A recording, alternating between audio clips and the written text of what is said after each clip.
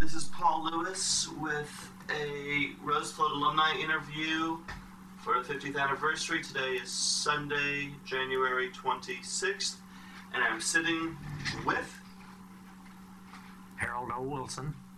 And Mr. Wilson, you have some experience from Cal Poly? Quite a little bit, Paul.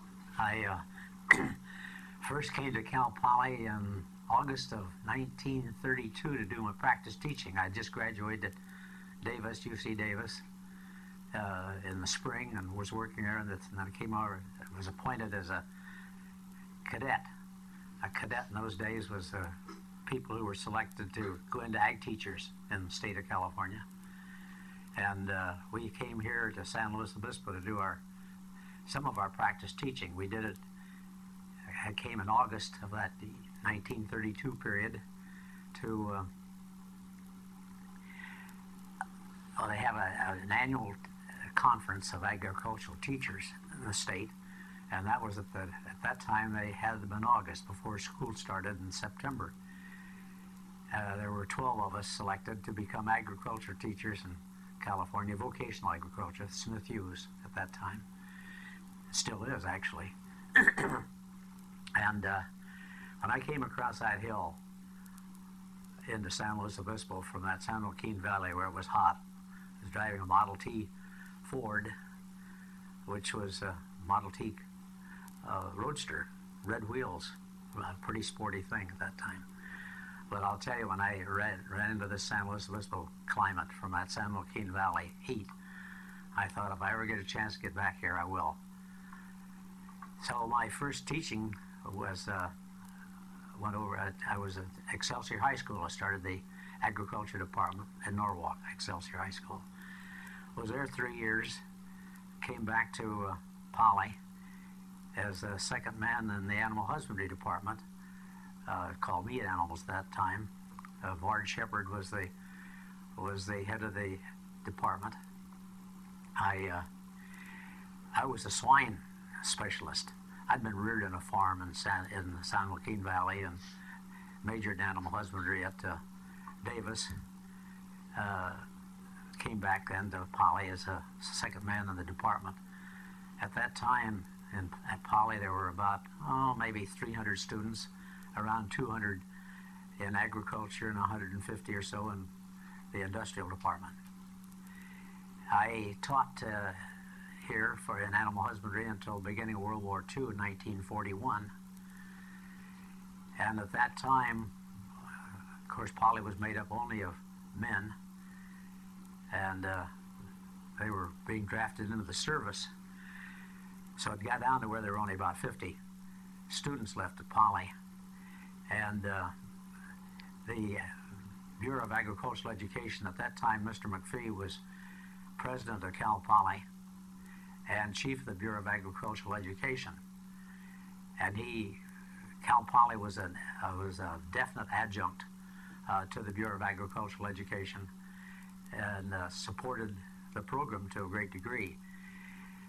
At the beginning of World War II, the Bureau of Agricultural Education was selected to head up in California a department of a war production training program. Was called Out of School Youth and Adult, and it was particularly to provide training for rural people in the war effort, ag mechanics, gardening, canning. One of the big programs became canning, where housewives did the canning in a commercial setting. So then I became the two men of us who were in agriculture at Cal Poly were selected by President McPhee to head up this war production training program, and we had to write the state plan. I did that for 1 year, and at that time, after we get the programs established, I might say that I was supervising the war production training programs from the Alameda County and Modesto South, and the other gentleman who was with me supervised the program starting in the Northern California area.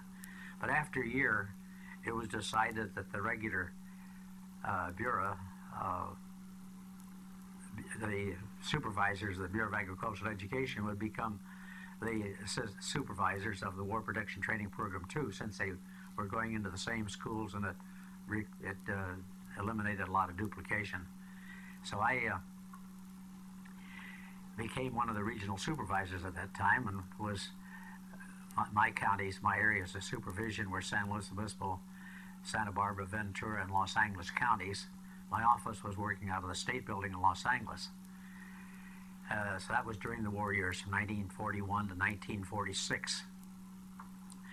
During those years, the latter part after World War II was over, there was a question, is the Voorhees campus going to be reopened by Cal Poly? Let me go back just a little bit. In 1938, one of my students in animal husbandry's father was with the California Fruit Growers Exchange, Sunkist, and lived right across the campus in San Dimas from what's the Voorhees camp. It was the Voorhees School for Boys at that time. The Jerry Voorhees was the headmaster to begin with in 1926 when they started the program. But in 1936, he became congressman from that area. Before he got into the field of politics, he was the Democrat Congress. He was a Democrat elected in a strictly Republican community, Pomona, Covina, Whittier, that area, which was very conservative, agricultural at that time, citrus. But when Jerry became a congressman, then his father, who had the money to establish the Voorhees School for Boys, I might say they established that Voorhees School for Boys as a philanthropy to provide a school and a home for boys that needed a home. Most of them were orphans or half orphans. They were boys ranging in age from about 5 or 6 years of age up to high school and beyond high school, because they even, although they didn't take their they didn't take their education program, high school education program at the Voorhees School. They were bused to the Laverne or San Dimas School District. They went to Laverne High School. But anyway, they had about 75 students, and it was strictly a philanthropy, as I earlier said. But when Jerry became congressman, Mr. Voorhees didn't want to continue with the school, so he was looking around for somebody to give it to. And Mr. I can't remember the name now of the Sunkist grower. Eileen, do you remember the name of the gentleman that... Eileen, do you remember the name of the man that whose son was here at Poly, and my student, who was a neighbor to the Voorhees School? Oh, that lived across the canyon? Yeah. Okay. I know who you're talking about. Anyway, he was very interested and very pleased with the progress that his son had made here at Cal Poly at San Luis Obispo. And he came up for a Poly Royal, first Poly Royal, and it was in the spring of 1938. And this gentleman asked me, he said, do you know, Mr. Wilson, has Cal Poly ever thought about having a branch in Los Angeles, in the Southern California area? And we had talked about that because San Luis Obispo had only at that time, one senator and one assemblyman representing him. And we knew we had to have state funds if we were going to grow and increase in size. We'd been talking about it in our various faculty meetings at that time with President McPhee over a period of a year or so. And I immediately said to this gentleman, I said, yes, we know we don't have a branch, but we thought about it. And he started talking to me. I said, I'm not the person you should talk to. I said, I want to take you up and introduce you to President McPhee and talk with him about that. So I don't know what you... And so I went to see Mr. McPhee. That was on Saturday afternoon. Following Monday, Mr. McPhee went south, met with this gentleman and with Mr. Voorhees, who owned the school. And then as a result of it, the Voorhees campus was donated to the state of California for the use of Cal Poly. And school opened in the fall of 1938. And it stayed open until 1943, when World War II took all the students that were there, and the school was closed down. So the question was then, after the end of World War II, is the Voorhees campus going to reopen? And I was the supervisor in ag education at that time, Los Angeles, as I said, Los Angeles, Ventura, Santa Barbara, and San Luis Obispo counties. And San Luis and Los Angeles County had a lot of assemblymen and several senators, and Orange County was heavily populated too, and had many legislators. So knowing the political picture, I was strong for reopening the Voorhees campus, so that Cal Poly would have a foot in the door down in the Southern California, could attract the interest of the state politicians, legislators. So it was decided that the Voorhees campus would reopen, and when that was done, Mr. McPhee said, Harold, he says, you talked me into reopening that Voorhees campus, you're going to have to go down and run it. I said, well, I don't even have a doctor's degree. I don't have a master's degree. He says, that's okay. He says, I'll make you the dean of the Voorhees campus. So I became dean of the Voorhees campus, and we reopened that campus in the fall of '46. We were open with, had a budget that would handle only about 200 students. By the way, most of the students, 95% of them were returning veterans, had been in World War II, young men. At that time, Cal Poly was still an all-male school. And we reopened with about 250 to 60 students, and it grew from that point on. We knew we were going to have to get more facilities. So at that time, the Kellogg campus, Kellogg Horse Farm, which had been given first to the University of California in 1932 by Mr. Kellogg, to be used as a breeding foundation farm for Arabian horses, because Mr. Kellogg had purchased Arabian horses from all over the world. He had some of the best breeding stock in the world in Arabian horses at the Kellogg farm. But now that's Mr. Kellogg, W.K. Kellogg in Michigan, the cornflakes people. He was getting old and wanted to be shed of the farm, so he gave it to the University of California, but that didn't work out so well. And when World War II started in 1940, 41, 42, the farm the Kellogg Ranch was taken over by the U.S. Army as a remount station for the cavalry. And the Army operated it during World War II, but at the end of World War II, the cavalry had really disappeared as an arm of the U.S. Army, and the Army didn't have funds to continue operating the Kellogg Horse Farm, so they gave it to the U.S. Department of Agriculture. Well, the U.S. Department of Agriculture didn't have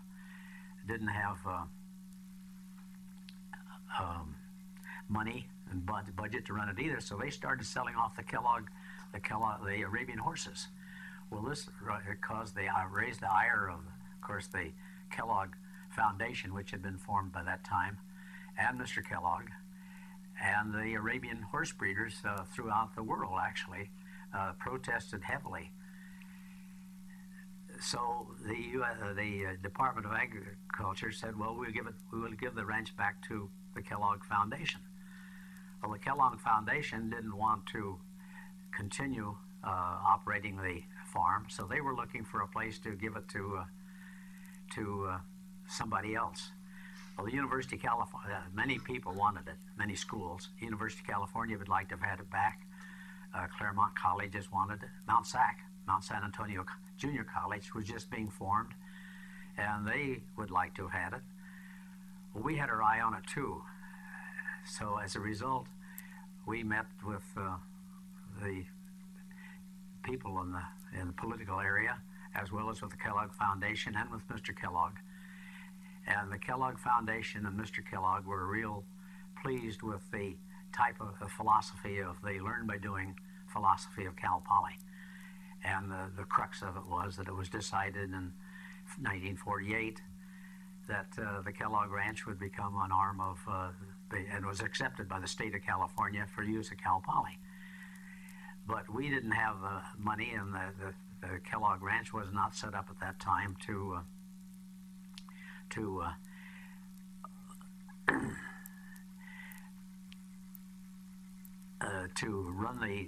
operate a school from the Kellogg campus itself, because there was a lot of Arabian horse barn, some residences and that type of thing, but there were not the school facilities. But we knew that that's where we were going to expand, so we were successful in getting some money from the state legislature to start building on the Kellogg campus. Well, it was about that was in 1950. So I will not go ahead and continue with that program and development of the Kellogg Ranch, but I will go back to the Voorhees campus. And in the spring of 1948, two students, both of them, one of them in ag journalism, Bob Stein, and the other in ornamental horticulture, Don Miller. Don Miller was from Pasadena, and and Bob Stein was from Glendale, but they were gung-ho students. And I think Don Miller's father had some relationship with either the city council of Pasadena or with the Rose Tournament Parade Committee. But anyway, they came to me, the boys, Don Miller and Bob Stein came to me in the spring of 1948, and they said, you know, we could have a float in the Rose Parade, the Tournament of Roses. What would you think about it? I said, boy, that's a big program. That would be really tough, wouldn't it? No, we could do it. And so they convinced me that we might have a chance to do that. So I said, well, first though, I said, well, I need to talk with President McPhee, because this would be a big policy thing. And so I came to San Luis Obispo, and as I did about once a month anyway, for conferences. I was the dean, President McPhee was the president of the university, or the college at that time. And so it was decided, Mr. McPhee said, well, yeah, I think it'd be fine. It would be great publicity for Cal Poly. But I want to be sure that the float is entered in the name of both campuses, San Luis Obispo and the Voorhees campus. And I was agreeable to that, and so were our students at the Voorhees campus, although we knew, since we were located in the South, that the Voorhees student body would be the ones that would probably have to take the lead in doing most of the work at that time. And that proved to be the case. Now, our first, anyway, it was decided to go ahead. And as you know, how the plans have to be approved and design has to be set and everything. And I'll have to look up my annual here, the old 1949 annual, what the theme was at that time. And I'd like to just read a little bit from the article here. This is Tournament of Roses entry. The greatest undertaking that Cal Poly has ever participated in was accomplished this year by entering a float representing the California State Polytechnic College in the Pasadena Tournament of Roses Parade. For the first time, a precedent has been established whereby Cal Poly will be fully represented in one of the greatest spectacles of the world. And in the middle of July last year, the original idea of entering a float in the Rose Parade was formulated by two Cal Poly students. This was Don Miller and Bob Stein that I told you about. And with the help of faculty, work was started before the fall term began. Flowers at that time were planted in the school plot on the campus. Difficulties such as cows raiding the flowers and adverse weather conditions were encountered in this flower growing program. Because of these setbacks, a portion of the flowers that went into a float decoration were purchased. The actual float was started after the school term opened. In keeping with the theme of current Rose Parade, Childhood Memories, a Jack-in-the-Box float was suggested as an attractive entry, but this suggestion had to be dropped when Cal Poly was notified that another participant had already received approval for the idea. The rocking horse idea was then suggested, and the float was subsequently planned and constructed in the agricultural mechanic shops. And as you can well imagine, most of the work had to be done then at that time by the Voorhees campus students. We had about 300 students at that time, all men, and they really did work and put it together. The first float, the contribution was made by San Luis Obispo. They had formed a Rose Parade committee here at that time, and the students were very cooperative. But the biggest thing was that the San Luis Obispo Cal Poly student body furnished the money to buy the extra flowers. I can't remember how much it was, but it was a few $100s that was contributed by the Kellogg San Luis Obispo campus, and the committee members then came down to help decorate the float that last day or two, as you know, all the work that has to be done in terms of pasting all the flowers on the float. And we had this rocking horse float. And one of the faculty members, in fact, the head of the OH department, Jolly Batchelor, a little boy, rode on the big rocking horse float. And then four other children of faculty members rode on the float with the rocking horse, and it received commendation. It was a really amateur job at that time, but it worked out real well, and it's gone on from there. The second float, which would have been the January 1st of 1950, by that time we had acquired the Kellogg campus, which I had talked about earlier. And along with the Arabian horses, the Kellogg's also had a team of Percheron horses. And of course, Percherons are the big draft horses, and they were weighing 1,800 to 2,200 pounds. We had a team of iron gray Percheron horses, made a team of 6. And in the second float, we had a 49er wagon, and pulled by this team of 6 gray Percheron horses in the parade. It was one of the few horse teams in the parade at that time. There haven't been many since. But that was a good float, and of course the years have come by since, and Cal Poly has really maintained and increased its quality, and I think this last float was one of the best that I've seen. But I could go back all of them. We have pictures. I hope the pictures are still over in the library at San Luis Obispo of the entries of all the years. 49 of them, 50 coming up, is it?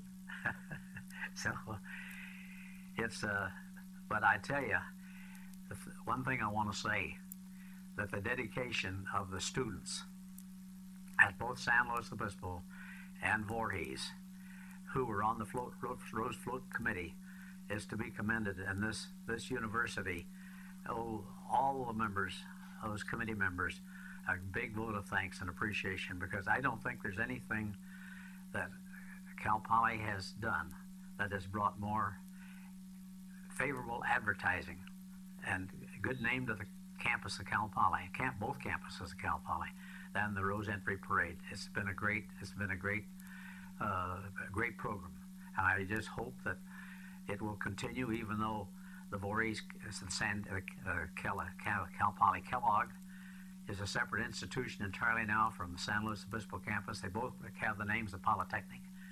I hope they both continue to do the specialize and emphasize the learn by doing philosophy, and that the two campuses continue to have the Rose Float entry for as long as there's a Rose tournament. Great. Now, if I can ask you a couple of questions. Mm-hmm. Okay. Where are you from originally? I was born over in the San Joaquin Valley, Kings County, a little town, just not in a town, the country outside north of Hanford. Then moved, when I was 3 years old, moved to Riverdale. And I went through the Riverdale, which Riverdale is, in case you don't know where it is in the southwestern section county area of Fresno County.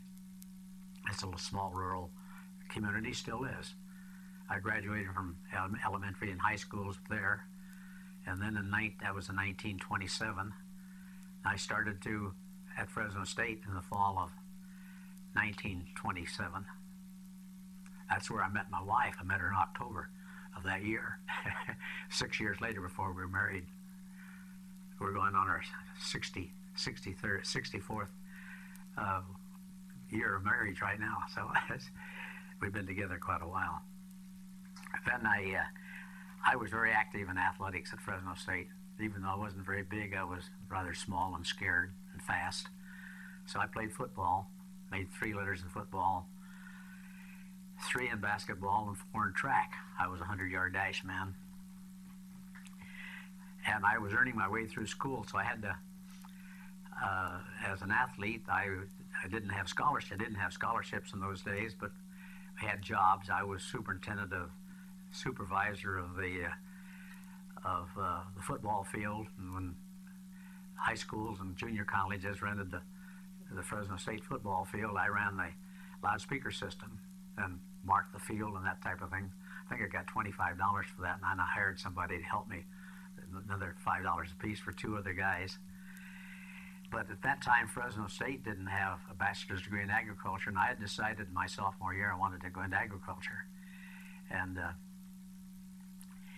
but I couldn't get my bachelor's degree in agriculture at Fresno State, so I transferred to Davis in the fall of 1931. Got my bachelor's degree in agriculture out of Davis in 1932.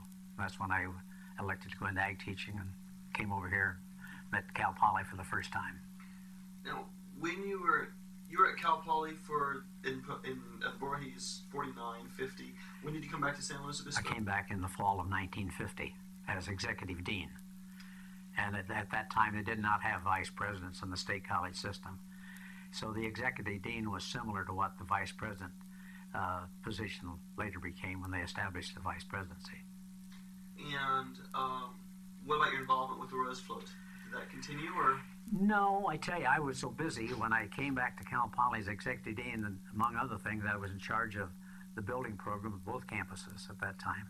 And we were, in 1950, we were just starting the building. In fact, we built the science building, new science building, 1952-53, the one that's still at San Luis Obispo. And also, I was responsible under Mr. McPhee for a lot of, at that time, the state colleges had to handle their own budgets. We were under the State Department of Education, State Board of Education. They didn't, the trustees of the California State College wasn't established until 1959-60. So at that time, the state colleges there were just 7, and they were more or less orphans in a way under the State Board of Education. So each college was pretty much responsible for going to Sacramento and presenting their budget requests to the legislature. And Mr. McPhee had me take over quite a bit of that assignment starting in 1950. So I was spending a lot of time in Sacramento and with the building program, because we were working with the State Division of Architecture at that time, which was responsible for coordinating the building programs in all the state colleges. It wasn't until the middle of 1960s that the trustees of the California State Colleges took over that function, and we divorced ourselves from the State Division of Architecture. That is, we, the state colleges, in their building program, had their own architects and master planners and that type of thing. So during those years, I was so busy with those things that I did not have time to really continue with my close activity with the Rose Parade, and the Rose Committees. But I sure have great respect for them, I'll tell you that. Did you go to that first, the parade in 49, Cal Poly's first entry? Did you go to that parade? Yes, I did. and Mr. and Mrs. McPhee and my wife and I had each contributor had special seats in the grandstand. So we used the grandstand seats at that time at the desire of the students. The students in the Rose Parade Committee requested that the president and I, as the dean of the Voorhees campus, use those tickets, and it was very nice. Did you go to the football game after? Yes, but that was at our own expense. I can't remember who was playing. Cal. Do you know? Cal. Was it University of California? I know they played. I don't remember the Big Ten team was when Cal played. Well, in 1950, or 1949. Yeah, who were they playing? I can call my father. Columbia? I don't know. It was one of the Eastern schools anyway. My dad was at that parade because he was at Cal at that time. Ah, is that so? Now, how many parades did you go to after that? Oh, I've been to 5 or 6. You see, I went back to the Kellogg campus as executive dean in 1960. That was the time that Bob Kennedy, President Kennedy, and the two of us went down to the Kellogg campus. He as vice president and I as executive dean. And I stayed for 2 years. Bob stayed for 3 before he came back as vice president at the San Luis Obispo campus, because that vice presidency had been established at that time. I was continuing as executive dean, and but I came back in 1961. I was only down there 2 years, and I came back to San Luis Obispo in 1962. What do you remember about the attitude of the students? The attitude of all of the whole student body was supportive, but the students who were interested, particularly in the Rose Parade and the tournament, were most dedicated students, both men and women. See, women became re-entered at Cal Poly in 1956. So women joined the Rose Parade committees at both campuses at the early stages of when women first came back to Cal Poly. And there was a great spirit and esprit de corps among the students, particularly of the Rose Parade. They had to be, because they had to work hard. Those students really contributed a lot, not only effort, but of their own means to help put on and decorate the Rose float. I'll tell you that. It was. When Cal Poly first entered in for the 49 parade, did you think it would go 50 years? We didn't know. We didn't know. We didn't have that long term of planning in our operation, but we knew that we wanted to make it a success, and that we wanted to make a favorable presentation and representation of Cal Poly to the people that were watching that and attending the Tournament of Roses parade. So it was. But the students it was really a student effort, and there were, of course, it took faculty support at both campuses, and the ornamental horticulture departments at both campuses to begin with were the big contributors, but then in later years, as the float became more mechanized, the engineering departments, and particularly the one at San Luis Obispo, took a great lead in terms of, and made a great contribution. The students of engineering, the schools of engineering, to the development and advancement and contribution, made great contribution to the parade and to the floats. In what way did the administration participate in the early years? Well, of course, it had to have the approval of the administration to begin with, and then we helped. Eileen will get it.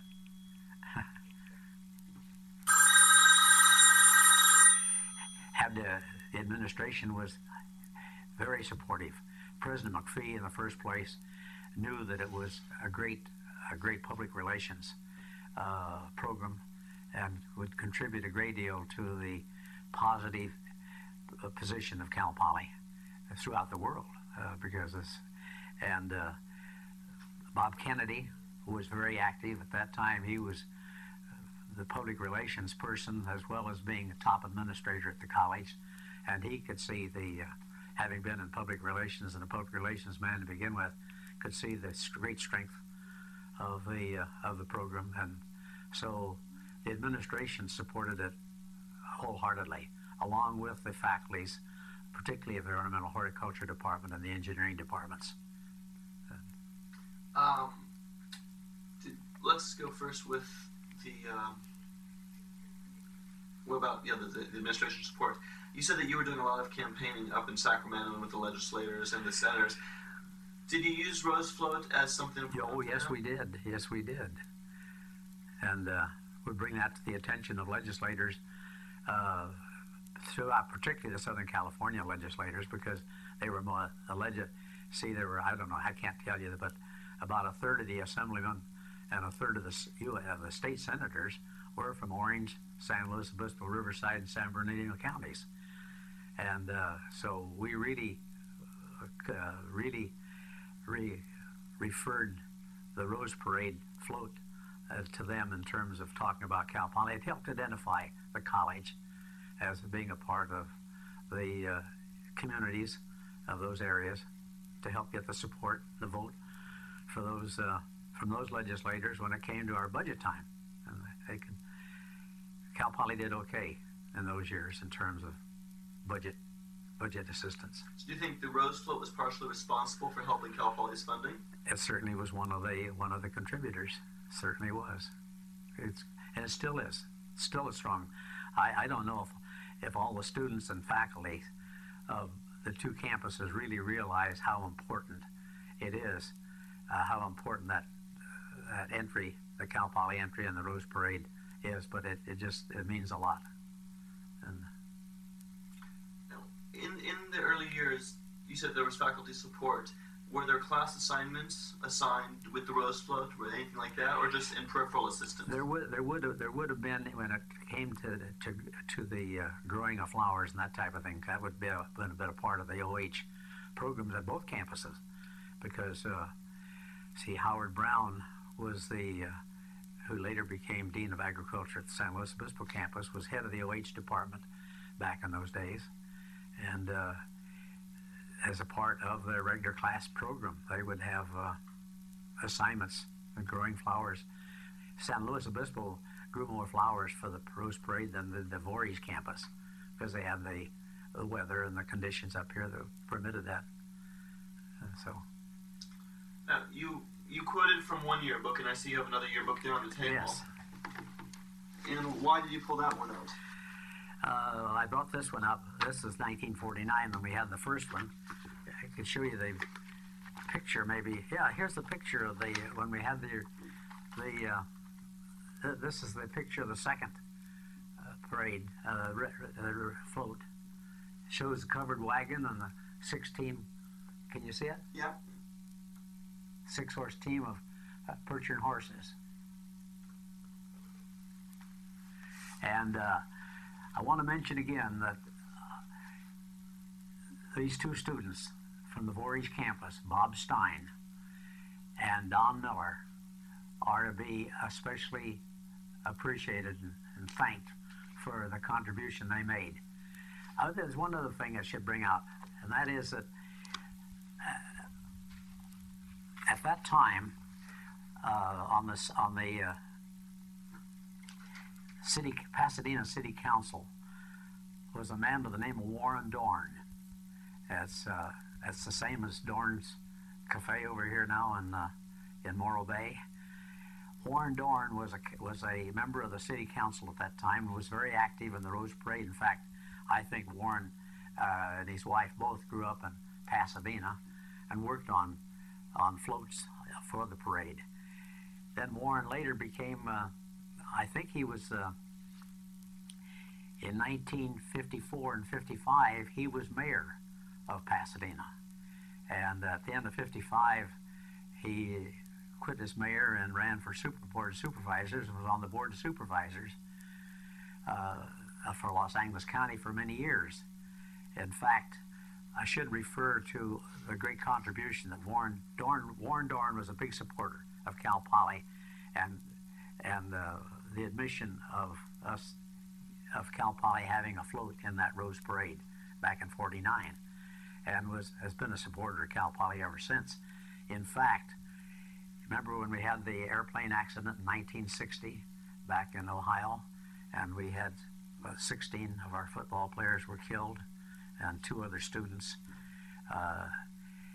Warren Dorn, at that time, was still a member of the Board of Supervisors of Los Angeles County, and he was he helped organize the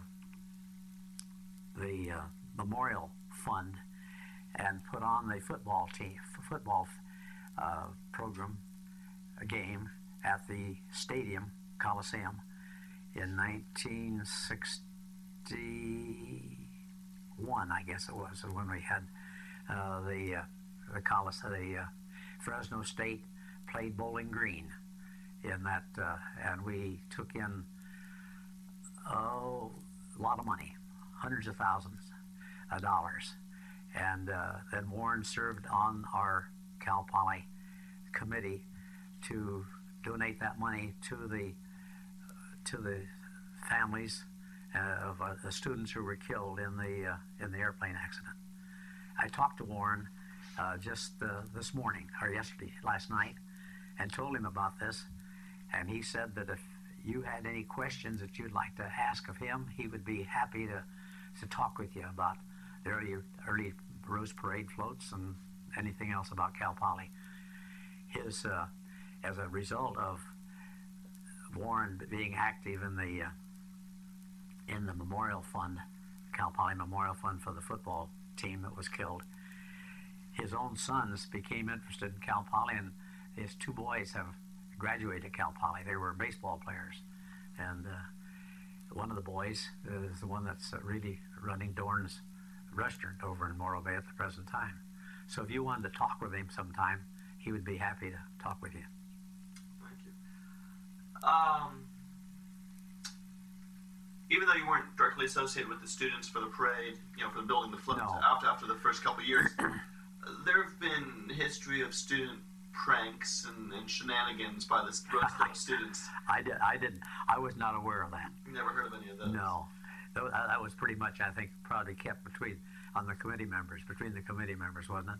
Okay. Huh? You were chairman, weren't you? Nothing I'd swear to. Yes, but no pranks I'd swear to. No. Anything else? Any last comments here? Now, this is the 50th. This video is going to be seen. It's going to be kept in the archives, but also parts are going to be used for our 50th banquet.